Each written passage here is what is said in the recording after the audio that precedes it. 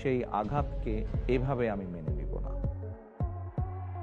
অবশেষে অনেক জল্পনা কল্পনার পর মুখ খুললেন বিএনপির একমাত্র নেতা তারেক রহমান। শুধু বাংলাদেশকে কেন বিশ্বকাপ থেকে বাদ দেওয়া হলো এবং আইসিসিকে চুরে দিয়েছে হাজার হাজার সত্য, এবং ভারতকেও হুঁশিয়ারি দিয়ে রাখছেন তিনি।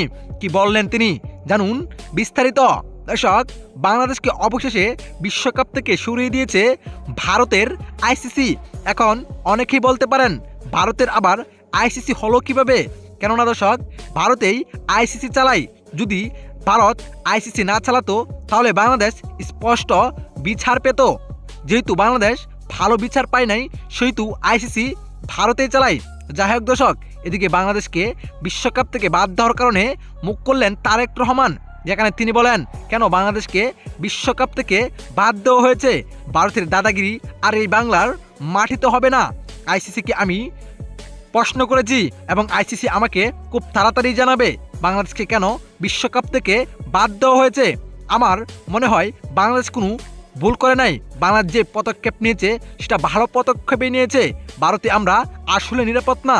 ভারত আমাদের সবসময় ক্ষতি চাই। যদি বাংলাদেশের ক্রিকেটারের কিছু হয়ে যায় ভারতে খেলতে গিয়ে, তাহলে আমাদের দেশের অনেক বড় ক্ষতি হবে। তারা হলো আমাদের দেশের সম্পদ। তাই আমি ভারত ও আইসিসিকে বলতে চাই, বাংলাদেশের বিষয়টা আবার পুনরাভাবে দেখতে। বাংলাদেশ কি দোষ করেছে যে দোষের কারণে আইসিসি বাংলাদেশকে বিশ্বকাপ থেকে একেবারে সরিয়ে দেওয়া হয়েছে, সেটা আমি স্পষ্টভাবে জানতে চাই। তো দর্শক, তারেক রহমানকে ঠিকই বলেছেন। অবশ্যই জানাবেন আপনার মতামত এই ভিডিওর কমেন্ট বক্সে। ধন্যবাদ।